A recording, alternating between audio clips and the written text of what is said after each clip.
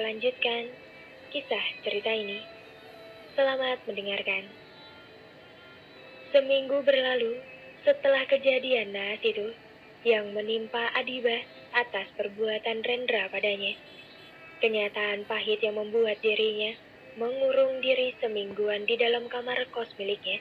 Meskipun itu sebuah hal yang memilukan serta memalukan baginya, dia tidak bisa berlarut-larut dalam kesedihan tersebut. Cita-citanya begitu besar untuk membahagiakan orang tuanya, sehingga dia hari ini harus memaksakan dirinya untuk masuk ke kampus lagi. Dia tidak boleh mendapat masalah di kampus ini. Ia akan mengejar gelar sarjananya dan sukses untuk orang tuanya. Dia akan mempersembahkan gelar dokter itu pada orang tuanya yang selalu mendukung dirinya selama ini. Adiba berjalan santai, berusaha bersikap biasa saja, dan apabila dia bertemu pria bejat yang telah menodai dirinya, ia akan diam saja, tak menganggap pria itu ada di hadapannya. Degup jantung Adiba begitu kencang. Tangannya menggenggam kuat, selempang tas menahan rasa takut yang hendak muncul dalam dirinya. "Diba?" seru seorang wanita berambut pendek berlari kecil mendekati Adiba saat ini yang akan berjalan menuju kelasnya.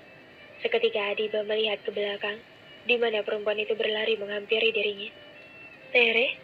ucapnya lirih, menatap heran pada temannya itu yang mengambil nafas dalam-dalam. "Kamu kemana aja sih semingguan ini? Gak ke kampus? Pak Dirgam nyariin kamu tahu. Terus, aku ngehubungi kamu gak bisa-bisa, HP kamu mati." Tugas perempuan bernama Tere tersebut. Dia mencecar Adiba dengan begitu banyak pertanyaan. Aku pulang kampung," jawab Diba dengan tergagap karena dia bingung harus menjawab apa. Padahal dia selama seminggu hanya mengurung diri di dalam kamar indekosnya. "Kamu pulang kampung? Kenapa nggak bilang pada aku sih, Diba? Kan aku bisa bilang sama Pak Dirham, biar kamu nggak di absen kosong," tukas Tere pada Diba. Tere merupakan teman Diba satu-satunya di kampus ini. Teman-teman Diba yang lainnya menjauhi Adiba karena Adiba anak yang pintar dan disukai oleh dosen-dosen di kampus.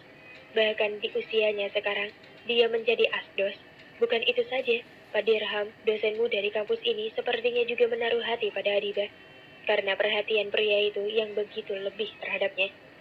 "Gak apa-apa kok Tere, aku absennya kosong. Kalau begitu, kita ke kelas yuk." Adiba segera mengajak Tere masuk ke dalam kelas mereka saat ini. Rendra sedang berada di kantin kampusnya bersama dengan kedua temannya. Dia minum jus jeruk dan semangkuk bakso panas di depannya saat ini. Saat dia tengah menyeruput jus jeruk tersebut, pandangannya langsung beralih pada dua orang yang berjalan masuk ke dalam kantin. Dia begitu saja menegakkan tubuhnya, menatap perempuan itu dengan hampir seminggu menghilang, dan membuat dirinya membayangkan hal-hal senonoh bersama perempuan tersebut. Jujur, dia terbuai dengan apa yang membuatnya terngiang terus dengan apa yang dia lakukan seminggu lalu. Ia pikir perempuan itu telah pergi kemana. Ternyata dia saat ini muncul kembali. Secara refleks, Rendra langsung berdiri membuat kedua temannya bingung. "Mau kemana lo?" tanya Davin, dan pada Rendra yang berdiri sambil pandangannya tak beralihkan ke mana-mana. Ia hanya fokus pada perempuan berkacamata yang berjalan dengan lesu, digandeng oleh seorang temannya masuk ke dalam kantin. "Gue pergi dulu," tukas Rendra yang langsung berjalan pergi menghampiri kedua orang itu. "Mau kemana tuh anak?" tanya Fajri yang bingung akan kemana Rendra. "Kayaknya dia mau nemuin tuh cewek.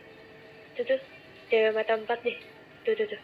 Tunjuk Davin pada Adiba dan juga Tere. Wah, bocah itu kayaknya emang udah suka deh sama Adiba. Dia dari kemarin mikirin tuh cewek terus. Bahkan masuk ke kelas tuh cewek. Tanya ke teman-teman sekelasnya soal Adiba. Jelas Fajri pada Davin. "Masa sih? Seorang Rendra suka sama kutu buku macam Adiba?" Bukannya Rendra benci dengan Adiba, karena telah menolak dia dan karena Adiba juga, dia kalah taruhan dan memberikan mobilnya sama lo. Heran Davin. Jujur, dia memang penuh keheranan saat ini. Dia tidak percaya jika seorang Rendra bisa menyukai Adiba. "Gak tahu juga deh. Tapi kak, lihat-lihat, Rendra narik paksa tuh cewek pergi." Pungkas Fajri berhenti dan langsung menyuruh Davin untuk melihat ke arah Rendra yang tiba-tiba saja menarik Adiba entah pergi kemana. Rendra, Rendra, lepaskan aku. Aku bilang lepaskan. Ucap Adiba memberontak. Dia berusaha melepaskan tangan Rendra dari pergelangan tangannya saat ini. Rendra tetap diam dan dia terus menarik Adiba ke tempat yang sepi dan mengarah ke dalam gudang saat ini. Rendra mendorong paksa Adiba masuk ke dalam gudang itu. Dia memang sengaja mengajak perempuan berkacamata ke sini karena ia ingin membicarakan sesuatu. Kau dari mana saja selama seminggu ini? Tanya Rendra sambil menghempaskan Adiba. Adiba menatap tajam Rendra dan berjalan ke arah pintu. Dia tidak ingin menjawab pertanyaan dari pria becat seperti Rendra. Ia tak mau lagi berurusan dengan pria yang telah mengambil kesuciannya itu. Kau mau kemana? Jawab aku. Rendra mencekal tangan Adiba yang akan membuka pintu. Bukan urusanmu. Lepaskan aku. Aku benci denganmu. Minggir. Aku mau keluar. Tukas Adiba. Kau pikir bisa pergi begitu saja dengan mudah, ha? Tak akan bisa. Layani aku dulu sekarang. Rendra menghempaskan Adiba dan dia mendorong perempuan itu ke dinding menghimpitnya. Kamu apa? Tolong jangan begini kan aku. Aku bukan jalangmu, mengerti? Apa kau belum puas dengan yang kau lakukan padaku seminggu lalu? Tatapan tajam begitu terlihat jelas dalam manik mata Adiba. Dia menatap penuh kemarahan pada pria yang menghimpitnya saat ini. Dia sebenarnya gemetaran takut kalau Rendra akan melakukan hal bejat lagi terhadapnya. Rendra yang mendengar itu malah tersenyum miring menatap Adiba yang menahan takut padanya. Kenapa kau takut? Biasa saja, lirih Rendra dengan ringan. Dia tiba-tiba saja mencium Adiba dan beralih pada leher perempuan itu. Dia menciumi leher tersebut dan menghisapnya, membuat Adiba yang tadi melawan saat ini beralih mendesah karena Rendra. Kau menikmatinya juga ternyata. Tapi maaf sayang, aku bisa menahan nafsuku saat ini. Lain kali aku akan lanjutkan. Rendra menjauh dari Adiba dan dia pergi begitu saja. Setelah melakukan hal tersebut pada perempuan itu, Adiba langsung terduduk di lantai. Dia menghembuskan nafas lega karena Rendra tidak melakukan hal bejat padanya di kampus. Meskipun begitu, air matanya luruh menetes begitu deras dan isakan mulai keluar dari mulutnya. Kenapa nasibku begini? Kenapa menjadi tidak tenang seperti ini? Ucap Adiba dengan bibir bergetar hebat. Kuatkah ia jika terus menerima hal seperti ini dari Rendra? Apa dia berhenti saja dari kampus ini, pergi sejauh mungkin, agar tidak bertemu dengan pria itu lagi? Dia benar-benar merasa berat berada di kampus ini dengan pria yang telah merebut kesuciannya itu, yang semakin seenaknya sendiri.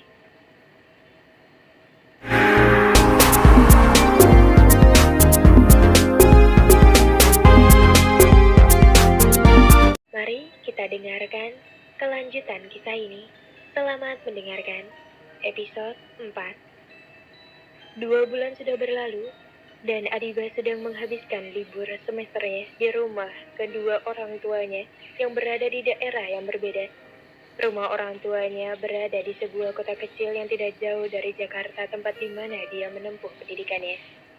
Adiba saat ini sedang berada di dapur membantu ibunya untuk membuat sarapan bagi mereka sekeluarga. Perlu diketahui, Diba merupakan anak bungsu. Dia memiliki seorang kakak yang berprofesi sebagai seorang guru di kota ini. Diba, tolonglah bawa sayur ikan ini ke meja makan. Ucap ibu dari Adiba meminta putrinya itu untuk membawa sayur ikan yang telah matang tersebut ke meja makan saat ini. Iya bu. Adiba yang sedang membereskan pantry dapur menerima mangkuk beling berisi sayur ikan tersebut. Tapi tiba-tiba dia menutup mulutnya karena tiba-tiba saja dia merasa mual mencium aroma ikan itu. Diba langsung membungkam mulutnya sendiri. Bu, maaf. Aku mau ke kamar mandi sebentar. Ucap Adiba menyerahkan kembali mangkuk. Adiba kenapa ya? Apa dia sakit? Heran ibunya bingung dengan anaknya yang langsung pergi dari hadapannya, berlari menuju ke kamar mandi. Menampik hal buruk dalam pikirannya, Ibu Adiba berjalan sendiri ke meja makan untuk menaruh sayur tersebut di sana. Karena suami dan putri sulungnya mau berangkat bekerja, jadi sarapan harus sudah siap di atas meja. soal Adiba nanti dia akan menemui putri bungsunya itu. Mungkin Diba sedang sakit dan butuh bantuan. Setelah beberapa menit kemudian, Adiba berada di dalam kamar mandi. Dia berjalan dengan lemas menuju meja makan sambil memegangi perutnya. Dan juga kepalanya yang tiba-tiba saja merasa pusing saat ini. Kenapa ya? Kok badanku jadi lemas begini? Gumam Adiba duduk dengan lemas di meja makan. Kamu kenapa, Diba? Tanya Oki, kakak perempuan Diba yang berprofesi sebagai guru. Perempuan tersebut saat ini sudah rapi mengenakan seragam. Gurunya karena akan berangkat mengajar. Gak tahu mbak, kayaknya aku gak enak badan hari ini, jawab Adiba. Minum obat deh, kalau gak enak badan, atau minta pijitin ibu, ucap untuk ia duduki. Iya mbak, Adiba kembali ingin muntah, langsung saja dia membungkam mulutnya dan berlari meninggalkan meja makan. Entah kenapa perutnya serasa diremas-remas saat ini. Ia ingin memuntahkan terus isi perutnya. Oki berdiri, dia tampak khawatir dengan adiknya itu. Dia langsung berjalan menyusul Adiba yang berada di kamar mandi. Oki, mau kemana kamu? Tanya ayah dari Adiba dan juga Oki. Itu ya, Adiba kayaknya sakit. Dia muntah-muntah di kamar mandi sekarang. Pungkas Oki pada ayahnya. Adiba sakit. Ayah dari Oki tampak ikut khawatir juga. Iya ya, kayaknya. Kalau begitu aku susul Diba dulu ya. Ucap Oki. Bu, ibu. Ucap ayah memanggil istrinya dengan sedikit keras. Iya ya, ada apa? Ibu muncul berlari kecil menghampiri ayah Rama. Itu Adiba sakit. Buatkan teh hangat atau apa gitu. Ucap Rama meminta istrinya untuk membuatkan teh hangat untuk Adiba. Iya ya. Lalu Adibanya kemana sekarang? Dia di kamar mandi sama Oki. Dia masih muntah. Tadi waktu bantuin ibu, dia juga muntah-muntah. Nantilah ibu bawa dia ke puskesmas. Iya bu. Bawa Diba ke puskesmas ya nanti. Ayah mau sarapan dulu, terus berangkat. Soalnya hari ini ayah banyak kerjaan. Iya ya. Kalau begitu, aku ke dapur dulu ya. Ayah nggak apa-apa kan? Nggak ditemani makan? Soalnya ibu mau buatin teh hangat untuk Diba. Iya, nggak apa-apa. Sepasang suami istri itu langsung berpencar ke tujuan masing-masing. Di dalam kamar yang besar serta gelap, padahal matahari sudah bersinar dengan terangnya di luar karena kondisi kamarnya yang gelap membuat sang pemilik masih tertidur dengan nyaman di balik selimut. Enggak, lo bukan anak gue. Pergi lo. Pergi. Gue belum nikah. Mana bisa udah punya anak. Pergi lo. Pergi. Teriak Rendra dalam tidurnya. Astaga. Nih anak jam segini belum bangun teriak lagi. Ucap seorang perempuan parubaya berkulit putih, tetapi masih terlihat sedikit muda dari usianya. Dan berjalan sembari melihat anaknya yang sepertinya sedang mimpi buruk. Dia bukannya membangunkan anaknya dulu, tapi memilih membuka tirai kamar putra sulungnya tersebut. Kini kamar itu begitu terang saat tirai penutup jendela sudah terbuka dengan lebar membuat Rendra yang tidur terganggu. Baru bangun kamu sekarang. Mimpi apa, Kak? Tanya sang mama yang mendudukkan dirinya di sebelah putranya saat ini. Rendra yang habis bangun tidur dan mengalami mimpi tak masuk akal baginya. Hanya dia melihat sang mama dan menyandarkan dirinya di sandaran tempat tidur, serta tangannya mengambil air yang ada di nakas meja. Gak mimpi apa-apa, Mah. Ucapnya berbohong. Mana mungkin kamu gak mimpi? Kalau gak mimpi, kenapa teriak-teriak begitu? Yang kamu maksud anak siapa? Tanya mama dari Rendra tersebut. Enggak, Ma. Mama salah dengar. Aku gak mimpi kok. Jam berapa sekarang, Ma? Tanya Rendra pada sang mama. Kamu lihat sendiri tuh jam kamu. Buruan turun. Apa kamu bisa marah-marah sama kita semua? Kalau kamu belum turun. Ucap sang mama.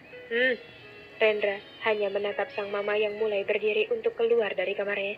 Rendra memperhatikan itu hingga sang mama keluar dari kamarnya saat ini. Gue mimpi apa sih tadi? Bisa-bisanya ada suara yang ngaku-ngaku anak gue. Ucapnya saat tidak ada siapapun di dalam kamar. Dia mengusap wajahnya kasar. Bisa-bisanya dia mimpi. Hal tidak masuk akal seperti itu kondisinya saat ini. Menurut saja saat sang ibu mengajaknya ke puskesmas yang ada di perkampungannya tersebut. Dia berjalan lemas dengan wajah pucat yang menyertai dirinya saat ini. Mereka berdua yang sudah mengantri akhirnya dipanggil untuk bertemu dokter. Entah mengapa tiba-tiba saja Diba memiliki perasaan tidak enak. Semoga saja tidak ada apa-apa dengan dirinya. Itulah harapannya saat ini. Mbaknya berbaring dulu ya, di ranjang. Biar saya periksa dulu. Ucap sang dokter perempuan dengan lembut meminta Diba untuk berbaring di ranjang pasien. Diba menurutinya dan dia berjalan naik ke ranjang itu. Sementara sang ibu duduk memperhatikan kedua orang itu, sang dokter wanita segera memeriksa Diba. Beberapa menit kemudian, dia telah selesai memeriksa Diba saat ini dan menyuruh perempuan muda itu untuk turun dan duduk. Yang dirasakan apa saja, Mbak, selain lemas? Tanya sang dokter pada Diba saat ini. Perut saya mual, dan tadi pagi saya muntah-muntah, dok. Jawab Diba. Apa itu karena asam lambungnya yang naik ya, dok? Soalnya anak saya memiliki riwayat asam lambung. Ucap Ibu Diba. Bukan, Bu. Lambungnya baik-baik saja. Lalu karena apa ya, dok? Saya kok seharian merasa mual dan muntah. Pungkas Diba yang heran dengan kondisinya sendiri. Selamat ya, Mbak. Mbaknya hamil 2 bulan sekarang. Suaminya di mana ya? Pasti suaminya senang dengar hal ini. Ucap dokter tersenyum sambil mengulurkan tangannya, memberi selamat pada Diba. Jedar, bagai tersambar petir di siang bolong. Bagai dua orang perempuan berbeda usia itu. Mata mereka terbuka lebar dan menatap sang dokter tak mengerti. Maksudnya apa ya, dok? Kenapa Bu Dokter bilang anak saya hamil? Ucap Farah, ibu dari Diba dengan terbata. Iya, Bu. Anak ibu saat ini tengah hamil 2 bulan. Dan yang dia alami saat ini merupakan tanda-tanda awal kehamilan. Jelas Bu Dokter sekali lagi. Diba terbelalak, menatap sang dokter. Seketika air matanya menetes. Dalam batinnya begitu sakit mendengar kenyataan ini. Ini tidak mungkin. Ini tidak mungkin, kan? Dia tidak mungkin tengah hamil, kan? Tidak mungkin dia hamil anak dari pria bejat itu. Batin Diba bersikeras menyangkal hal tersebut.